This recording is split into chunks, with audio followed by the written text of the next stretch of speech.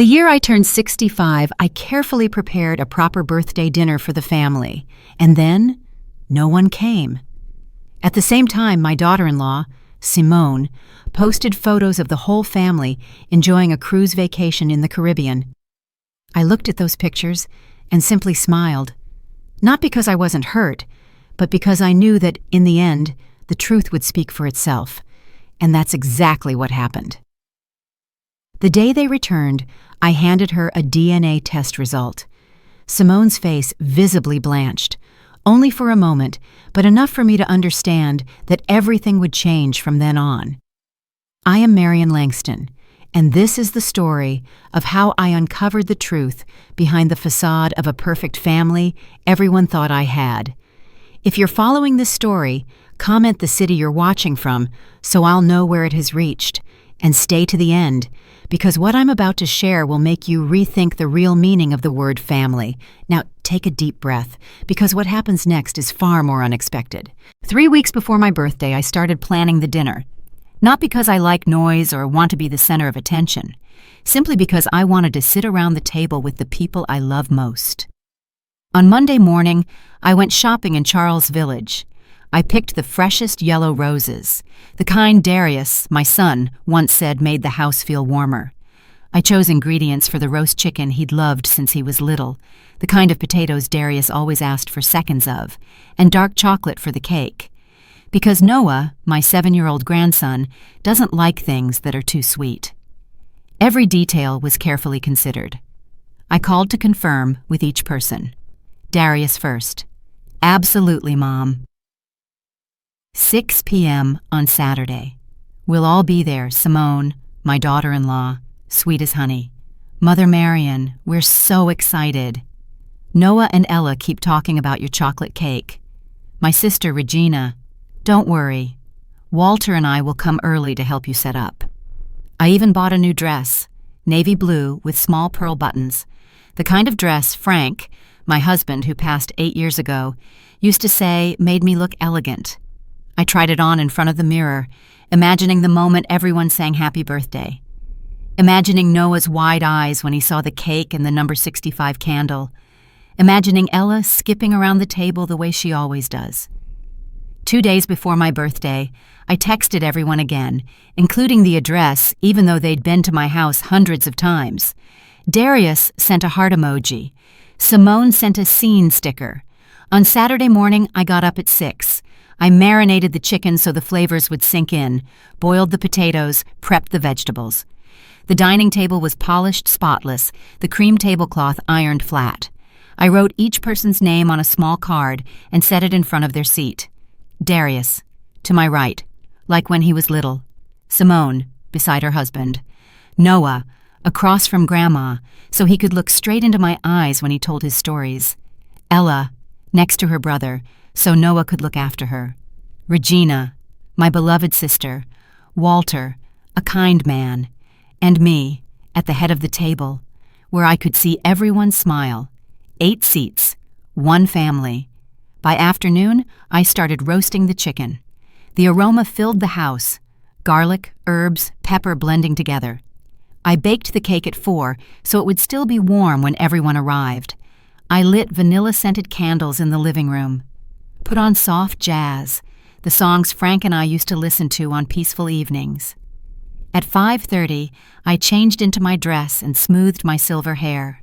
I put on the pearl necklace Frank gave me for my 40th birthday. Dabbed on a little pale lipstick. In the mirror, I saw a 65-year-old woman full of hope, eager to see her family. 6 p.m., I lit the candles. The flames shimmered. I sat down and waited. 6:15. Silence. 6:30. I checked my phone, thinking maybe I'd mixed up the time, but no. The calendar was clear. Birthday dinner, 6 p.m., Saturday, 6:45. I called Darius. The phone rang a long time, then went straight to voicemail. I can't take your call right now. I called Simone. Voicemail again. Regina. No one picked up. 7 p.m. I got up and went to the kitchen to check the chicken.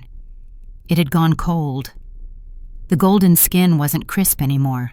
Fat had congealed on the pan. I turned off the oven. Back at the table, the candles burned low, wax spilling down in layers. 8 seats still empty, 8 plates still untouched, gleaming in the flicker. My chest began to tighten. Not heartache in the medical sense, but another kind, like someone was squeezing my heart, little by little. Maybe there'd been an accident, maybe an emergency. I tried to reassure myself. Unexpected things do happen, don't they? But why were all 4 phones silent? In that moment, I started to notice the small signs I'd ignored before. Plans pushed back, times they forgot to let me know, gatherings where I was always the last to arrive. Maybe this wasn't as unexpected as I'd thought. Maybe this wasn't the first time I'd been set aside.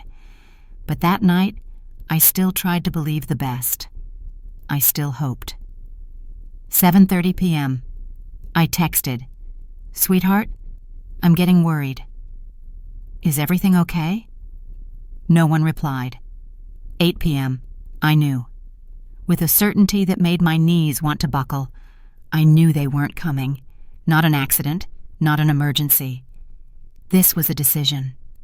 I sat down at the head of the table, where I'd imagined laughter, imagined exchanged glances, imagined connection, and stared into the emptiness. The house was strangely quiet, not peaceful, but so hollow it made my heart tremble, as if the whole house was holding its breath. My hands began to shake. I didn't cry, not yet. I just sat there, feeling each second pass, every second a confirmation. They had abandoned me, and then I made the mistake of opening Facebook. The phone felt unbearably heavy in my hand as I scrolled. Maybe I was searching for an explanation. Maybe it was just habit. But what appeared on the screen made my blood freeze. The first photo on the feed. Simone. She stood on the deck of a cruise ship, her long white dress flowing, her blonde hair lifted by the sea wind. One arm wrapped around the shoulders of Darius, my son, who was smiling brighter than I'd seen in months. Behind them, the deep blue Caribbean stretched endlessly, the sunset painting the sky in orange and pink. The caption was crystal clear: "Living our best life on this Caribbean cruise." So grateful for these wonderful moments with the family. I couldn't look away, couldn't breathe. I scrolled down. Second photo. Noah and Ella building a sandcastle on a beach as white as pearl. Noah grinned, showing his gapped teeth, proudly standing before a castle complete with watchtower and moat. Ella clapped her hands, her pink dress fluttering. Third photo. Regina, my sister, and Walter clinking colorful cocktails under twinkling lights. She smiled brightly, cheeks flushed. Fourth photo. The whole group seated around a dinner table on the ship's deck. The sun was fully gone now, everyone dressed perfectly. Darius in a sharp suit, Simone in a cocktail dress, even Noah in a collared shirt. I checked the posting time, 1 hour ago, while I sat in the dining room waiting for them, while the candles burned down, while I called again and again and no one picked up. 1 hour ago, they were in the middle of the ocean, drinking champagne, dining under the sunset, laughing happily. All of them, except me. My hand trembled violently as I held the phone. I zoomed into each photo as if searching for proof this was a dream, some kind of misunderstanding, but the more I looked, the clearer it became. Simone stood at the center of every photo, a place that should have been mine. She was the focal point, the connector, one arm around Darius, the other resting on Noah's shoulder, her smile dazzling, like celebrating a victory. Darius, the child I once stayed up all night nursing through fevers, the one I worked 2 jobs for so he could go to college, was laughing carefree, with no regret or guilt. Regina, my sister, who a week earlier had helped me choose flowers for the dinner, lifted her glass as though nothing else mattered more in that moment. As though her sister wasn't sitting alone in an empty house. The phone buzzed, a message from Darius. Sorry, Mom. Forgot to mention we're traveling this week. Simone booked a surprise trip. But happy birthday, Mom. Forgot to mention. As if a Caribbean cruise is something one simply forgets to tell their mother about. As if scheduling it exactly on my birthday were mere coincidence. I set the phone down slowly. If I held it any longer, I feared I'd throw it against the wall. The dining room spun around me. I had to grip the table to steady myself. A small laugh slipped out. Not a joyful one. A bitter laugh of someone realizing she is the punchline in her own family. I walked into the kitchen, each movement mechanical, distant, as if watching myself from outside. Turned off the oven, wrapped the cold chicken in plastic, placed the perfect, untouched chocolate cake in the fridge, every motion slow and heavy. I blew out the remaining candles. Smoke curled into thin gray streaks. Put away the porcelain plates. The clinking sounded too loud in the silent room. Folded the untouched napkins, stacked the name cards neatly. Simone had won something tonight, though I didn't understand what game we were playing. I only knew that, for the first time in 65 years, I felt invisible. Not just overlooked, not just forgotten, erased. I turned off the dining room lights. My reflection appeared in the dark window. The woman I saw, small, shrinking, was someone who had spent decades holding the family together, the one who remembered every birthday, the one who always put family first. And they chose to spend my birthday by pretending I didn't exist. I climbed the stairs, each step heavier than the last. Tomorrow, I would face the aftermath, the half-hearted apologies, the miscommunication, Simone's honeyed voice explaining the trip had been booked a month ago, impossible to change. But tonight, I had to sit with this hurt. I had to feel it, because there was a very clear feeling inside me. This wasn't just a missed birthday dinner. This was something bigger, more deliberate, and deeper than I ever imagined. I didn't sleep that night. I lay staring at the ceiling, letting my mind rewind every family gathering from the past 5 years, since the day Simone entered our lives. And as the hour hand crept slowly through the darkness, memories rose up, each one more unsettling than the last. Noah's 4th birthday. I was excited to see him blow out the candles. I arrived 15 minutes early, carrying the gift, the building set Noah had wished for so long. But the moment I reached the party center at Patterson Park, Simone met me right at the door with that perfectly apologetic smile. "Oh, Mother Marian, I thought Darius told you? We had to move the party to tomorrow. Something urgent came up. But inside, I could clearly hear children laughing, see balloons through the window, hear lively music. When I called Darius, he sounded genuinely confused. Tomorrow? No, Mom, the party is today. Simone must have mixed up the date Ella's first day of school.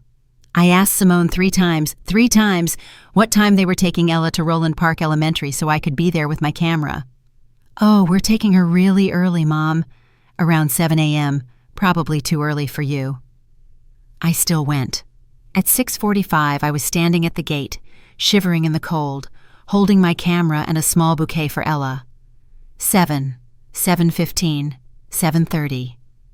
At 7:45, I walked into the school office to ask. The staff looked at me confused. "Ella Langston?" "It's not class time yet. That's at 8:30. Regular time I had missed my granddaughter's first step into her classroom, missed her nervous smile, missed the goodbye wave to her father. Last Christmas. Simone called me 2 days before the holiday, her voice full of false concern. "Mother Marian, I'm so sad to say this, but Darius is under a lot of work pressure. This year we're keeping Christmas small, just immediate family. I spent Christmas alone, reheating leftovers, watching old movies, looking out the window at neighbors laughing, exchanging gifts. Later, Regina mentioned, unintentionally, that she'd seen photos on Instagram.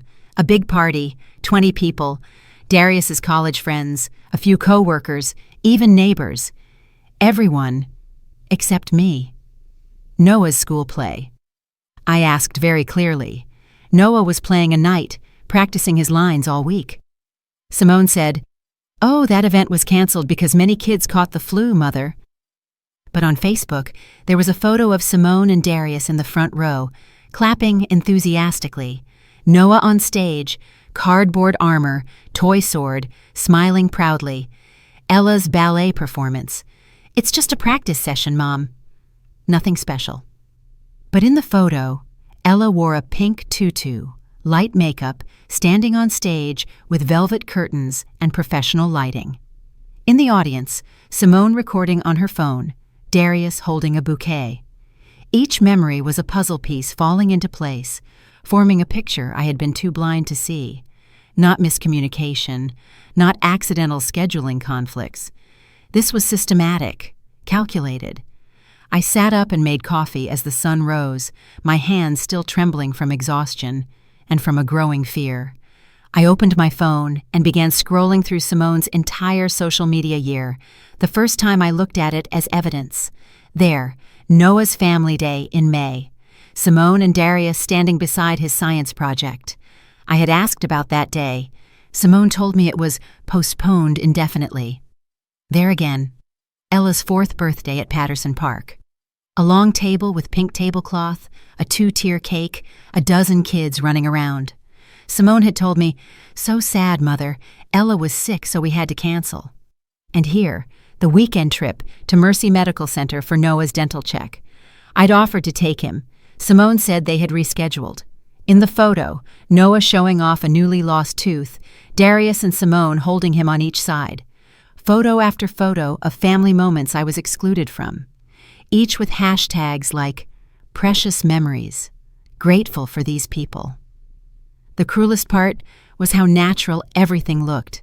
Simone's arm wrapped around Darius, the children clinging to their parents, everyone smiling like they belonged perfectly together, like they were complete, without me. I put the phone down and walked to the kitchen window, looking out at the garden I had planted when Darius was a boy. He used to help me pull weeds, those little hands tending young shoots with care. When did I lose my son? The answer came clearly, when Simone arrived. Before her, Darius called me twice a week. We had bi-weekly Sunday dinners. He asked my advice about work, told me about his days. He was a son, a friend, a thread connecting me to a future I had helped build.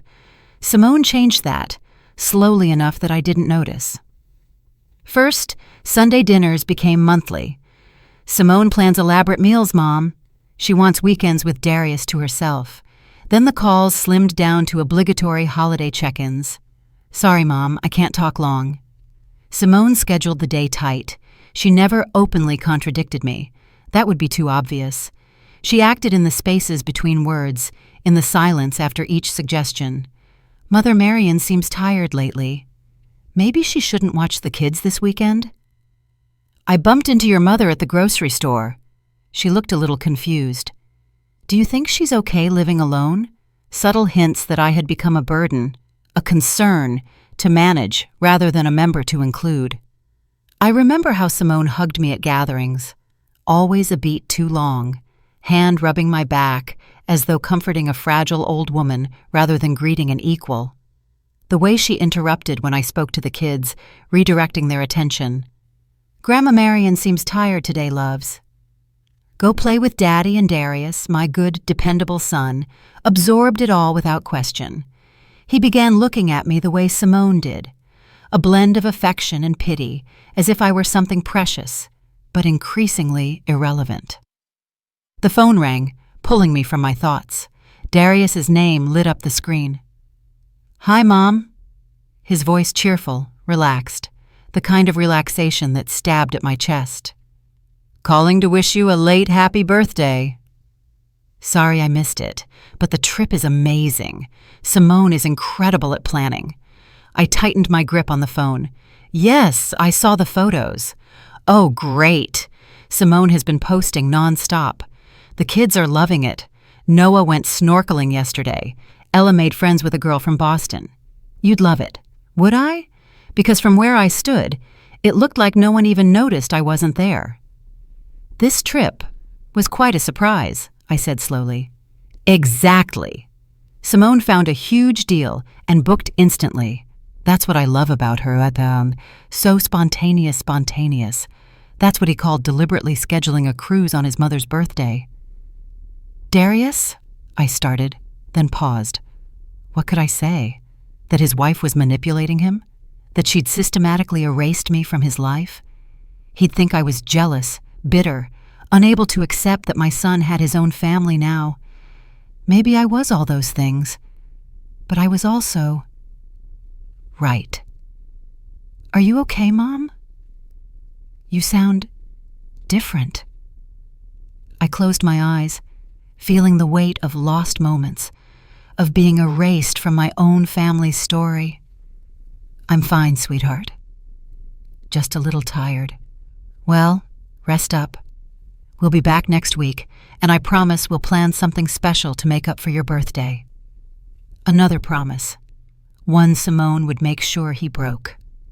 After hanging up, I sat in the kitchen for a long time, watching the light shift from morning to noon. I thought about the years ahead, more birthdays alone, more milestones missed, more family photos where my absence was so seamless it was as if I had never existed. For the first time since Frank died 8 years ago, I felt truly orphaned. Not by death, but by something worse, a deliberate, methodical plan to erase my place in the only family I had left. But then, inside my chest, anger flared, hot and bright, and I realized something else. I would not disappear quietly. If Simone wanted to play games, she had chosen the wrong opponent. I raised Darius when his father walked out. I worked 2 jobs so he could go to college, sacrificed my own dreams so he could have every opportunity.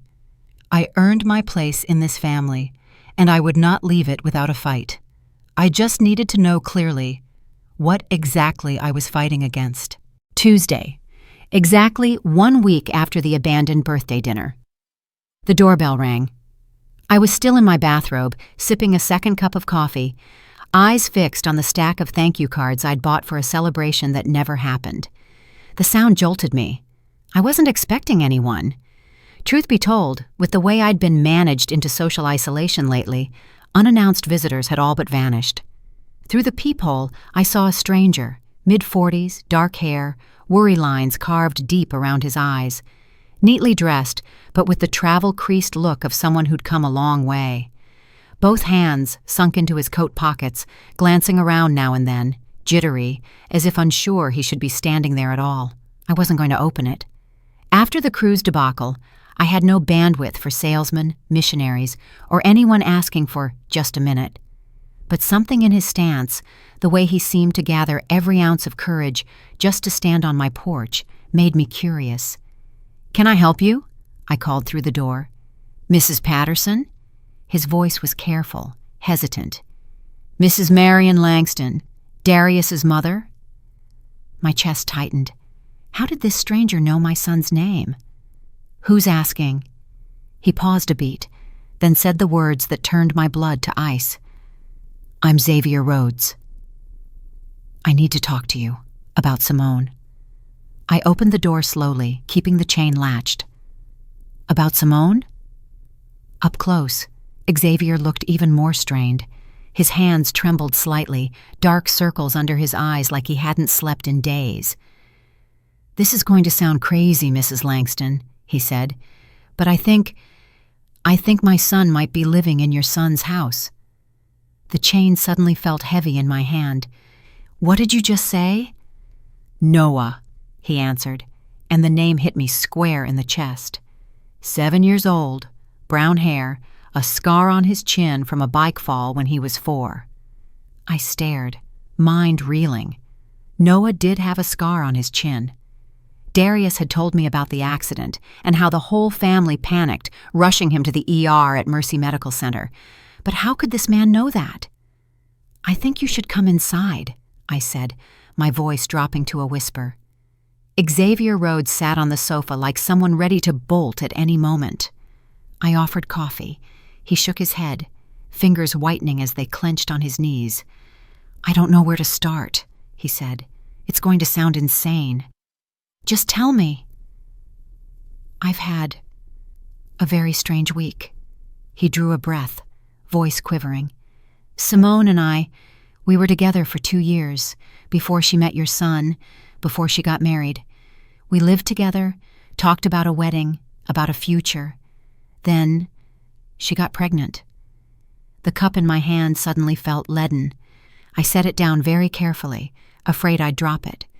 I was deliriously happy, Xavier went on, voice thick with old pain. I wanted to marry right away, start planning a life together. But Simone kept stalling, needed time to think, not ready for a big step. Then one day I came home from work, and she was gone. Completely. Clothes, belongings, everything. As if she'd never lived there. Did you try to find her? Of course. For months. I filed a missing person report, hired a PI, blasted it all over social media. Nothing, like she'd vanished off the face of the earth. He scrubbed his hands over his face. Eventually, the investigator told me to let it go. Some people don't want to be found. Hearing that made me sick. What does this have to do with Noah? 3 months ago, I was at a conference in Washington, D.C. During lunch, I went for a walk and saw them. Simone, and a little boy who looked exactly like me as a child.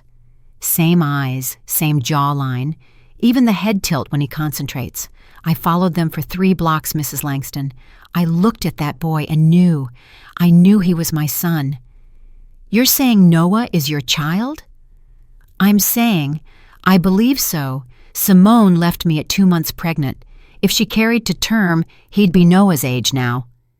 Xavier pulled out his phone. Look at this. He showed me a photo of himself at 6 or 7. The resemblance to Noah was undeniable. The eyes, the jaw, even the tiny gap between the front teeth that Noah tries to hide when he laughs. My hands started to shake. It could be coincidence. Lots of kids resemble each other. I told myself that too. Then I dug deeper. His voice hardened, decisive.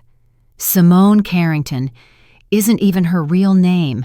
Her name is Margaret Winters, and she's done this before. Done what before? Disappeared when things got complicated. Dumped men the moment they started asking too many questions. The investigator found 2 other men. Relationships ended abruptly. Wiped clean just like mine, as if she'd never existed.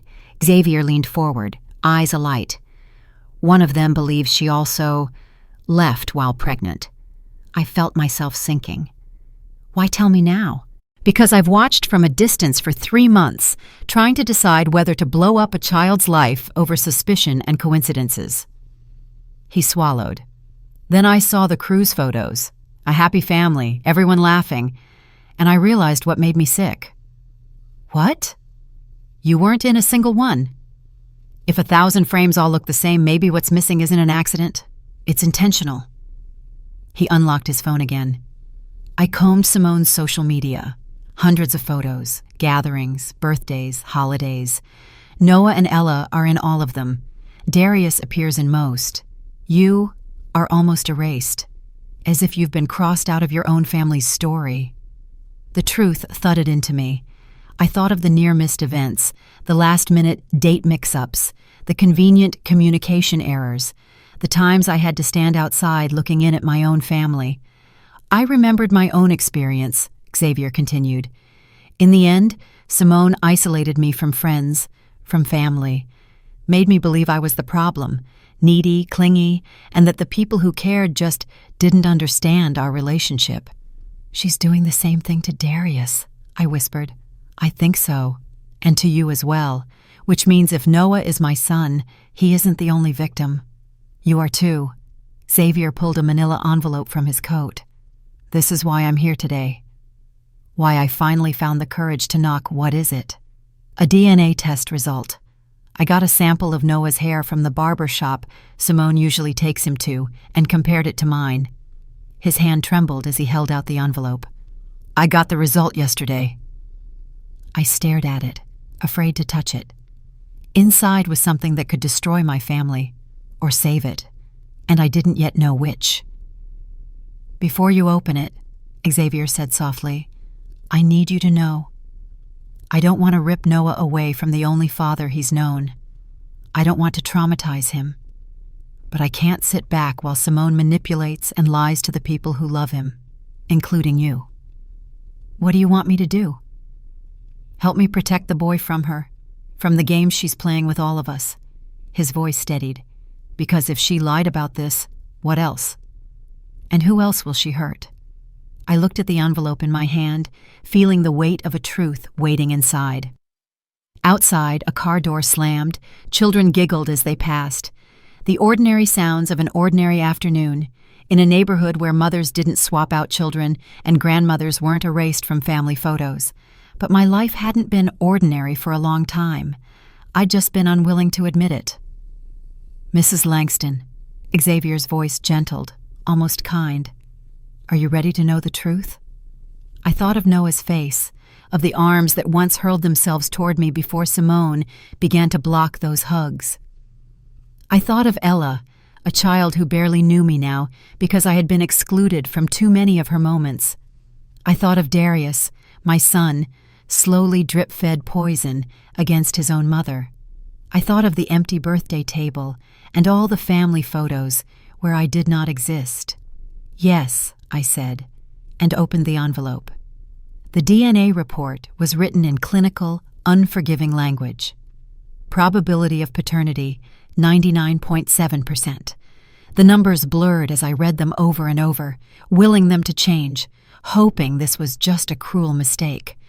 Noah was not Darius's child, the boy whose first steps I'd watched, whose shoelaces I'd taught him to tie, whose bedtime stories I'd read when he was small enough to curl into my lap, shared not a drop of my blood.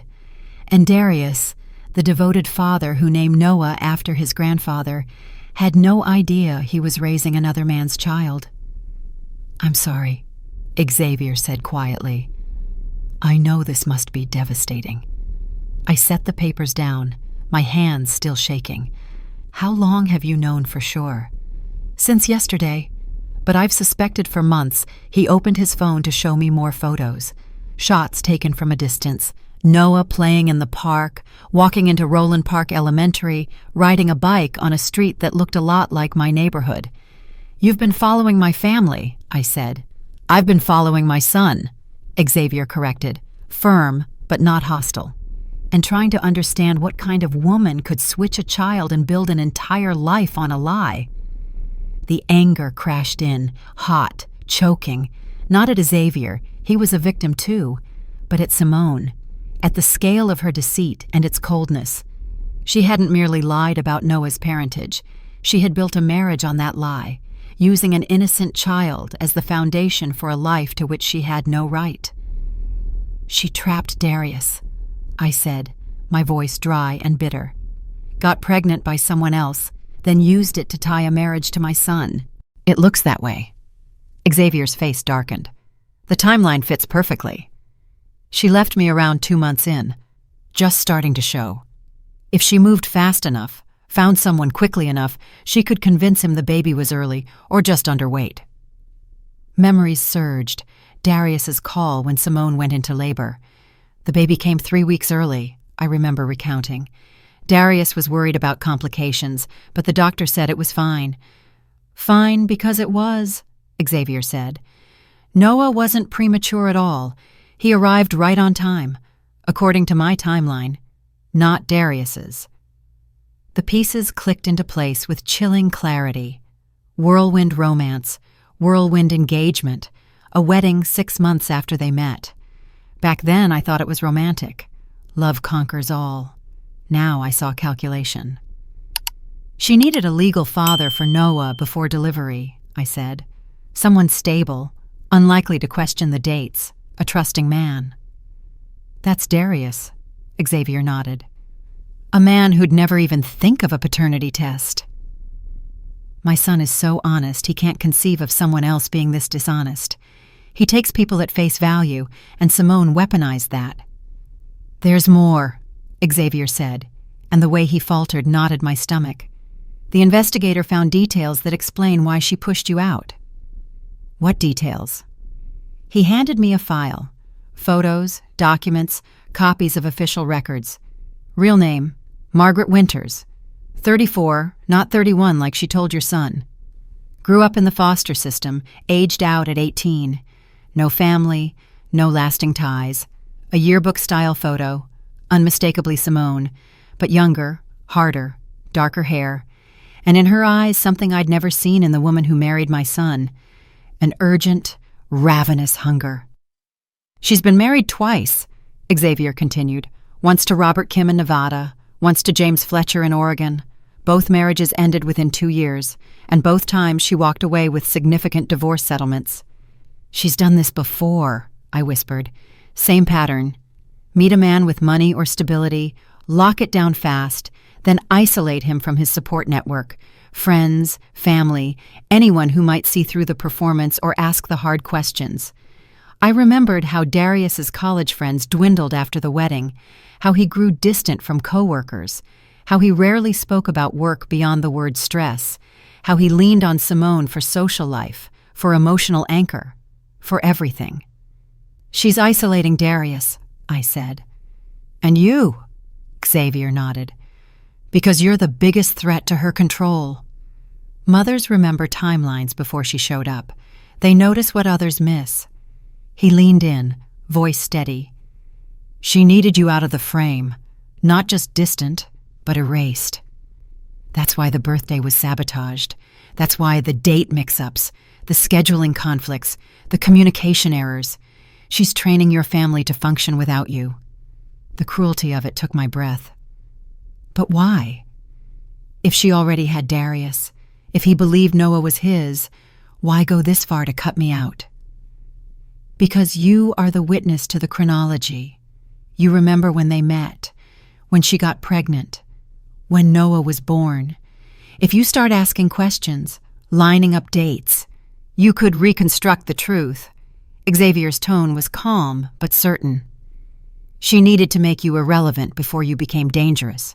I shot to my feet and walked to the window, looking down at the street where Noah had learned to ride a bike.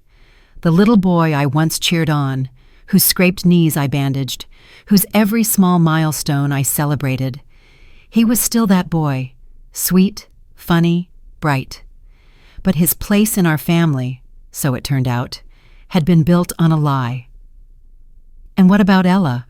I asked, afraid of my own question. Is she? From what I know, Ella is Darius's biological child, Xavier replied. Ella was born 2 years after Noah, in a period when Simone and your son were definitely together. But Mrs. Langston, he hesitated. What else?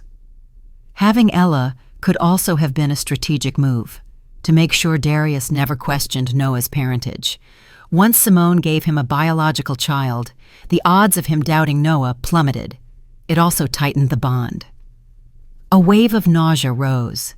So for 7 years, my son's marriage, his entire family, had been staged by a woman who didn't see Darius as someone to love, but as a resource to extract.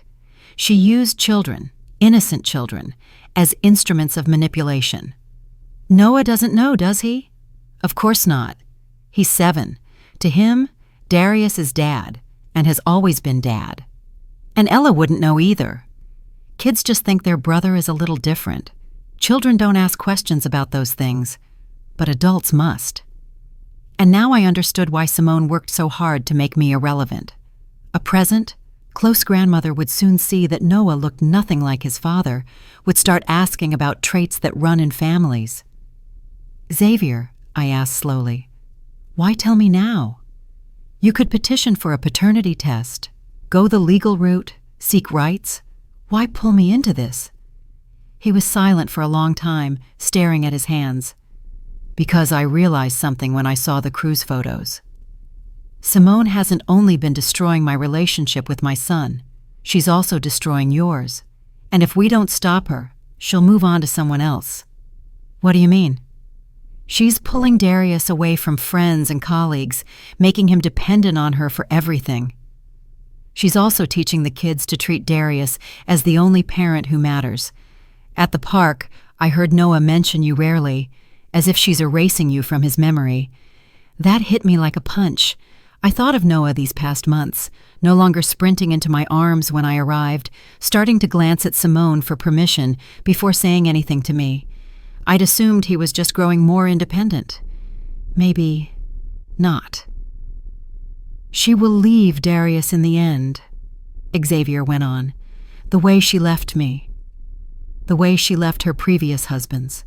But before that, she'll make sure he has nothing left but her and the kids. No friends, no family, no support system. When she goes, he'll be alone. I closed my eyes and saw my son's future. Isolated, abandoned, possibly impoverished if Simone calculated thoroughly, and the children trapped inside a game they didn't even know they were in. What do you want me to do?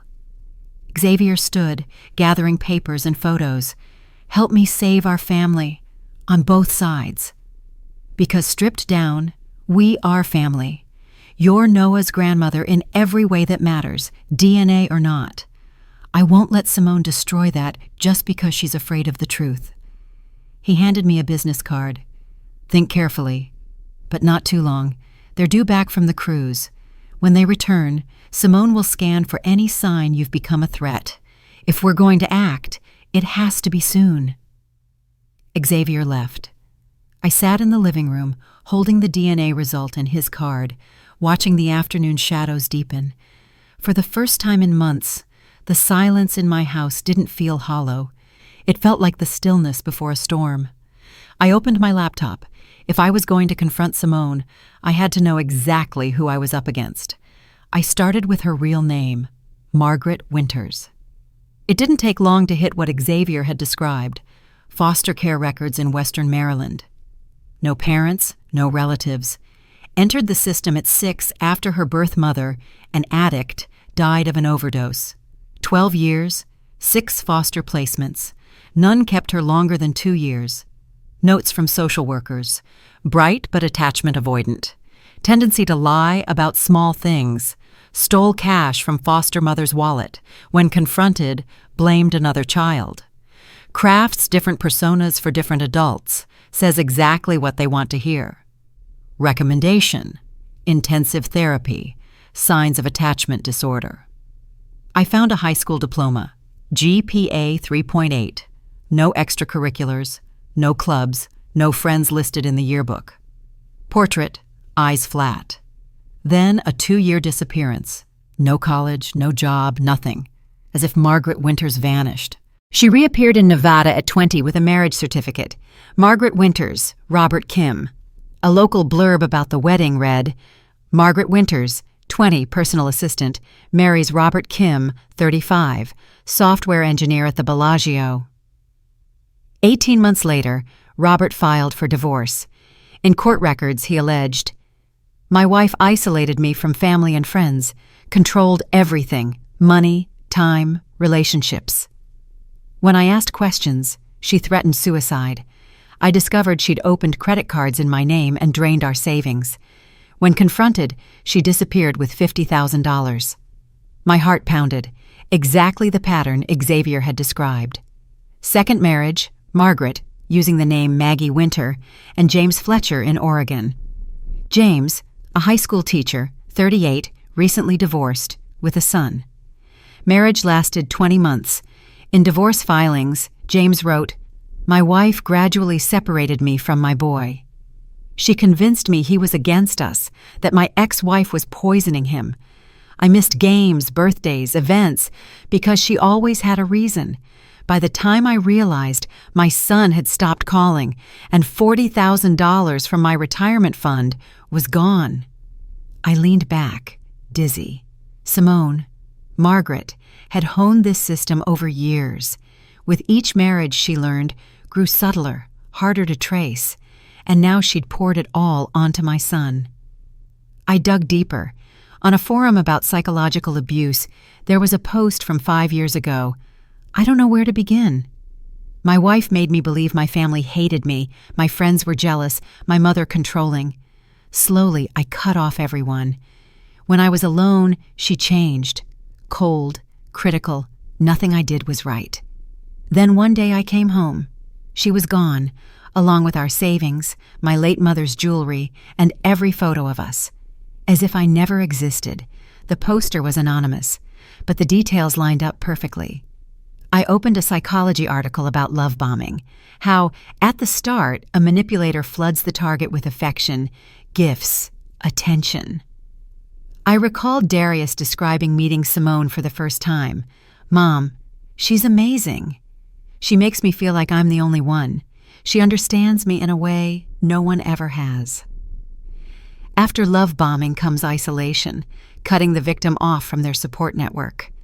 I thought of the canceled Sunday dinners, the brief phone calls, Darius drifting from his friends. Next is devaluation, making the victim doubt himself, dependent on the manipulator for validation. I remembered Darius's worn-out look these past months, how he needed Simone's approval for every decision. The final stage is discard. The manipulator leaves, taking anything of value. Darius was midway through devaluation. If I did nothing, he'd be discarded, abandoned, financially damaged, emotionally scarred. But this time, there was a difference. Simone had small children, and she would use them as leverage to keep Darius from escaping. If the whole marriage is a play, who's the real author? My phone buzzed. Regina texted, "I'm sorry about the birthday. Simone said you were busy and wanted to reschedule. Dinner this week?" Heat flared in my chest. Simone had lied to my sister, turning me into the one who postponed my own birthday. I typed, "Sis, I never asked to reschedule." Simone booked a cruise on my birthday without telling me. I sat waiting. No one came. "Can you come over? I need to talk." The 3 dots appeared, vanished, reappeared. Then, "Oh my God, I'm coming now." Regina arrived in 20 minutes, pale. She wrapped me in a hug. "Sweetheart, I'm sorry." I didn't know. Simone said, "I know what she said," I cut in. "But now listen to me." We sat at the kitchen table. I made tea, then told her everything. The abandoned birthday, Xavier, the DNA, Simone's true past, the manipulation pattern. Regina listened, her face draining with each detail. "I can't believe, I do. But, Darius, Noah, those poor kids. I know. And you've seen signs. How long?" "Years," I admitted. I kept telling myself I was being too sensitive. That I couldn't accept that Darius had grown up, that I was the jealous, overprotective mother-in-law Regina laid a hand over mine. "Simone made you think that. It's strategy. Make people doubt themselves, doubt reality. Remember last Christmas? Simone said Darius wanted to keep it small." Regina nodded slowly. "Then Walter and I saw the party photos on Instagram. I figured it was a last-minute change." "There are no last-minute changes with Simone," I said. "Everything is planned, deliberate." She fell quiet, staring into her cup. "On the cruise? She talked about you a lot." Little throwaway lines. "Marion looks tired lately. Is she okay living alone? Noah says she sometimes forgets things." She was planting seeds, wasn't she? Making us believe you were declining, someone to be protected rather than included. I nodded, feeling the weight of being seen. "You were a target too. Simone needed to separate me from everyone. Even you," Regina stood and paced the kitchen. "What do we do?" "We can't let this go on. Darius needs to know. The kids need protection." "I know. But how?" The exhaustion surged, bone deep. If I just tell him, Darius won't believe me. For years, Simone has cast me as the problem, demanding, unable to let go. "But you have proof, the DNA." "She'll call it fake." Or say I fabricated it to break up the marriage. Regina sat, resolve sharpening her features. Then confront her head on. Invite them here, put everything on the table, with you, me, and Xavier all at once. "And the kids?" "No. Call them when the children aren't around. Or," she faltered, "actually, maybe the kids should be nearby." Not to hear details, but to make sure Simone can't bolt or threaten you or Darius in private. Their presence would anchor her. I considered it risky. The kids could overhear painful things. They're already being hurt, Regina said softly, by the lie, by the manipulation, by growing up in a house built on deception. Maybe a little truth, handled carefully, is better in the long run.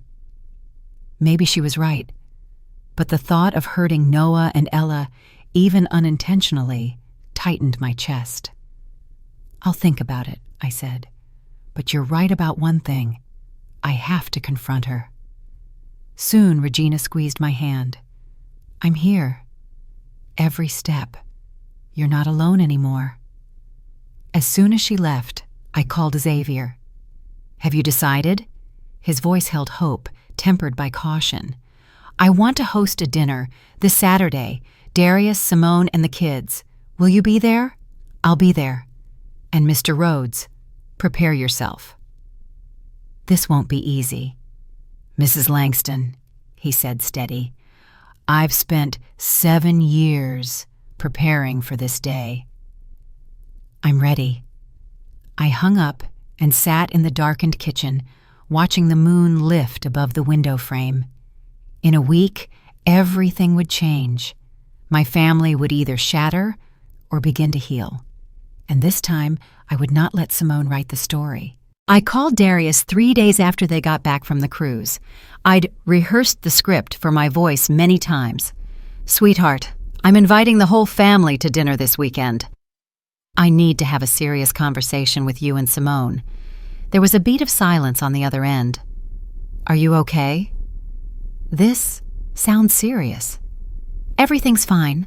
I just think it's time for the family to speak frankly about us, about the future. I heard Simone whispering in the background. A moment later, Darius came back. Saturday evening, 6 p.m. On Friday, I finalized the plan with Xavier. Protect Noah, lay out enough evidence, and avoid triggering Simone's defenses too early. The DNA result, documents on the identity of Margaret Winters, the 2 prior marriages, the pregnancy timeline, all of it sat in a manila envelope on the kitchen counter. I cooked Darius's favorites: roast chicken, garlic butter mashed potatoes, green beans. Regina and Walter were on standby. Say the word and we'll be there in 10 minutes. Xavier would arrive at 6:30. On Saturday afternoon, a drizzle. I set out the porcelain I'd meant for the birthday dinner that never happened. At exactly 6 p.m., the doorbell. Noah burst in. Grandma Marion! I learned the dog paddle. I hugged him, my heart tightening. The truth tonight would change this child's life. Ella followed shyly. I kissed her forehead. Darius hugged me, eyes tired and hollow. Simone wore a minimalist cream dress, the smile rehearsed. I still feel bad about the birthday, Mom. The trip was last minute. I smiled evenly. It's all right. Tonight, let's talk about honesty. During dinner, the kids chattered about the cruise. Simone played the part of the perfect mother, deftly cutting in when Noah mentioned missing Grandma, smoothly steering Ella away from asking why I hadn't come along. She managed the rhythm of conversation so smoothly, it was too smooth. After we ate, I told the kids to play in the living room. Simone started to suggest leaving early. I stopped her. This won't take long. And it has to do with the children's routines I returned to the table. The envelope sat beside my coffee cup like a loaded weapon. What do you want to talk about? Darius held his wife's hand. I want to talk about the truth. I opened the envelope and set the DNA result in the center of the table. This is Noah's paternity test. The air froze. Darius stared at the papers. Simone went rigid. The test shows you are not Noah's biological father, I said slowly and clearly, with a certainty of 99.7%. The other man is Xavier Rhodes. Simone shot to her feet, chair scraping the floor. This is insane. I don't know what game you're playing. Sit down, Margaret. The blow of her real name drained the color from her face. Darius was stunned. Margaret? I spread out more documents, marriage certificates, timeline. Her real name is Margaret Winters. 2 previous marriages, pattern of concealment, isolation, exploitation. She lived with Xavier before she met you. She left him while pregnant, then found a new father for the baby. Darius's hands shook as he held the results. This can't be. Noah wasn't premature, I went on. He was born on time according to Xavier's dates, not yours. She met you, February, when she was 2 months along.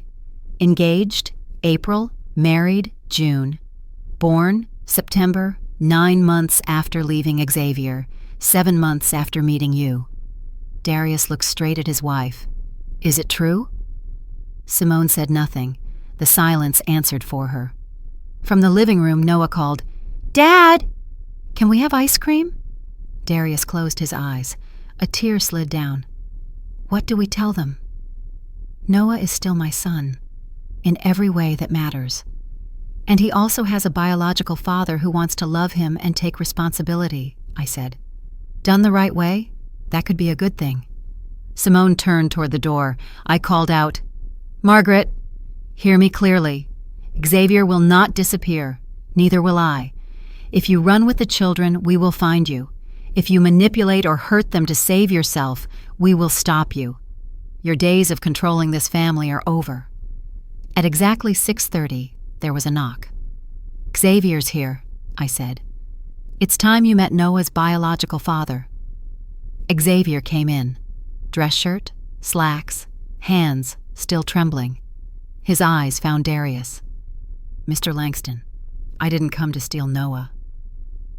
You are the boy's dad. I'm only asking for a chance to know my son, safely, for him. Darius turned to Simone. The cruise on my mother's birthday. That wasn't a coincidence. Simone was mute. You deliberately left my mother alone while the whole family had fun without her. I was protecting this family, Simone forced out. From my mother? Darius choked. The woman who raised me, who's never hurt anyone? From the one person who would eventually see the truth, I said. She needed to isolate you before you could start asking questions. Simone had no words left. Silence said everything. When every mask falls, what's strong enough to hold a family in place?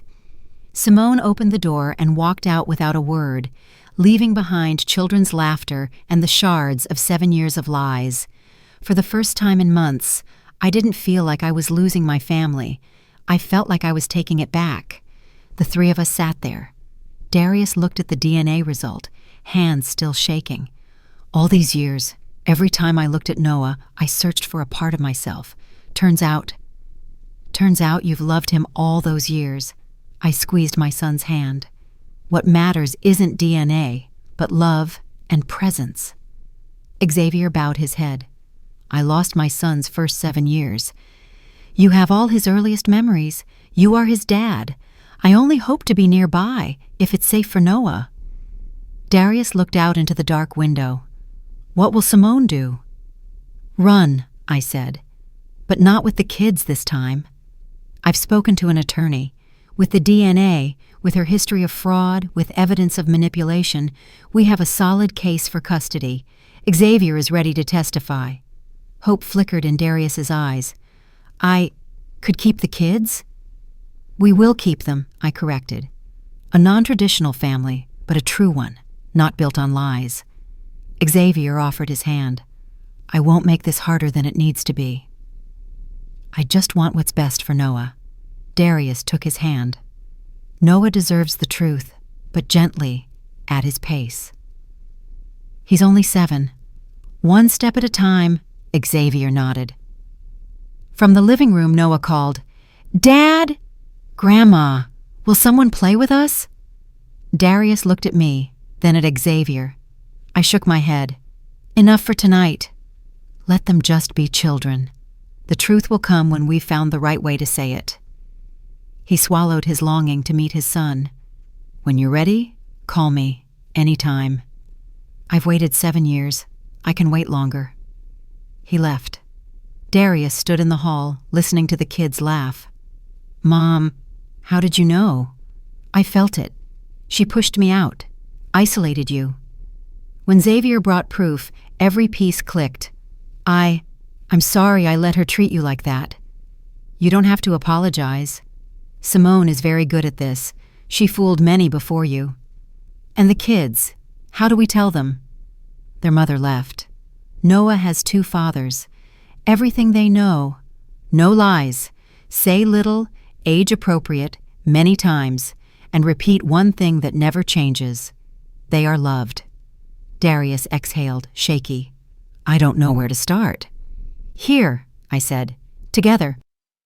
We stepped into the living room, Noah and Ella still playing, blissfully unaware of the storm that had just passed. And for the first time in years, I no longer felt like a guest in my own family. 6 months later, I was preparing Sunday dinner when I heard the door open and Noah's voice ring out, "Grandma Marion, we brought cake." "Come in, sweetheart," I replied, the smile coming so naturally it surprised even me. Noah carried a cake box almost as big as he was. Ella followed behind, holding a bouquet of yellow daisies. "These are for you, Grandma." "Dad Darius says yellow is your favorite." I knelt to take the flowers and pulled her into my arms. She doesn't hesitate anymore. "Perfect. Thank you, you two." Darius came in looking much healthier, filled out again, the exhaustion around his eyes softened. Behind him was Xavier, still a little tentative at our gatherings, but finding his place more and more in our new family. "What's that amazing smell, Mom?" Darius kissed my cheek. "Your special roast chicken from when you were little." And per Noah's request, apple pie with garlic mashed potatoes. Noah's eyes lit up. Exactly! The ease with which Noah now calls Darius Dad and Xavier Dad Shavi still feels strange and warm. Ella takes it simply. Noah having 2 dads is like some friends having 2 homes. Just life. "Let me help," Xavier said, setting a bottle of wine on the counter, moving lightly through a kitchen that used to be under Simone's control. To get here, we went through months of family therapy, countless age-appropriate conversations with the kids, and legal proceedings that ended with Simone voluntarily relinquishing custody to avoid fraud charges. She disappeared again, just like 7 years ago. This time, she left the children. Not everything has been easy. Noah has nights when he cries because he misses his mother. Manipulated or not, he still loves. Ella clings more, afraid anyone could leave. But then healing arrived. Darius moved back into the old house. The anxious air has cleared. Xavier rented an apartment 10 minutes away, close enough to be present while giving everyone space. "Grandma Marion, can I tell you a secret?" Noah tugged my apron. "Tell me." He whispered, "I'm glad you found Dad Shavi. Now I'm the kid with the most dads in class." My heart tightened with love for this resilient child. "I'm glad too, sweetheart." Even softer. "And I'm also glad Mom Simone isn't mad anymore." One sentence from a 7-year-old told me, we chose right. At dinner, conversation flowed naturally. Xavier recounted Noah's recent game where he scored a goal. Darius beamed about Ella's excitement for ballet class. We talked like a real family, without the staged script from before. "Mom, the lawyer called." "The divorce is official," Darius said while clearing plates. "How do you feel?" "Relieved. Grateful it ended without hurting the kids more. Regret that I didn't see it sooner." I squeezed his shoulder. "Trusting the person you love isn't a fault. It's being human." Xavier dried his hands on a towel. "Has she reached out?" Darius shook his head. "No visits, no calls." "That's for the best," I said. "The little ones need peace to heal." What is family, if not the people who choose to stay when the truth is hardest to hear? Later, the kids fell asleep in front of the screen. The 3 of us sat around the kitchen table with coffee and leftover apple pie. Quiet evenings like this have become our new habit, planning schedules, swapping pickup shifts, mending whatever cracks remain. "I've been thinking about Noah's last name," Xavier said. Darius looked up. "He's been Patterson since he was little." "I don't want to change that. But I'd like to change my own name to Xavier Patterson Rhodes, so Noah and I share part of a name while he still keeps his connection to you and your family." Tears pricked at my eyes at the thoughtfulness, honoring every bond without erasing anyone. Darius shook Xavier's hand. "Perfect." Before leaving to take the kids to his place for Dad Chavi's Monday night, Xavier paused in the doorway. "Thank you," he said. "For what?" "For listening to me that day. Simone wasn't just taking my son, she was taking your family, piece by piece. Today, we took it back." I smiled. "And look at what we've built in its place." I glanced around the house, the kids' drawings taped to the fridge, Ella's friend's sweater forgotten on a chair, a family photo that matches reality, Xavier included. Not what I imagined when Darius married, but infinitely better than Simone's empty stage.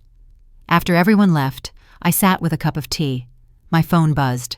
"Darius, thanks for dinner. The kids asked if we could do this every Sunday. I told them it's up to you." I replied, "Every Sunday." "That's what families do," Darius answered immediately. "Exactly. A real family." I looked at the photo on the side table, the 5 of us at the zoo last month, Noah on Xavier's shoulders, Ella holding my hand, Darius with his arm around both, smiling like he'd just remembered what happiness feels like.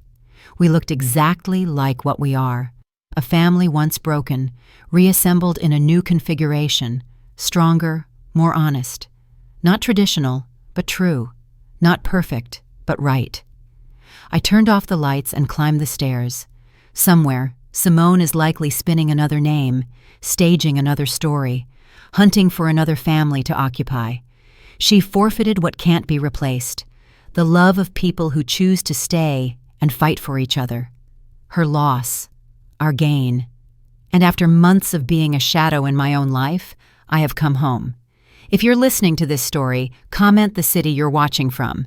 And if you've lived through something similar, remember this: family isn't only blood. It's the people who choose to stay, who choose to fight, and who choose to love, even when the truth hurts. Thank you for listening, and don't forget to subscribe and turn on notifications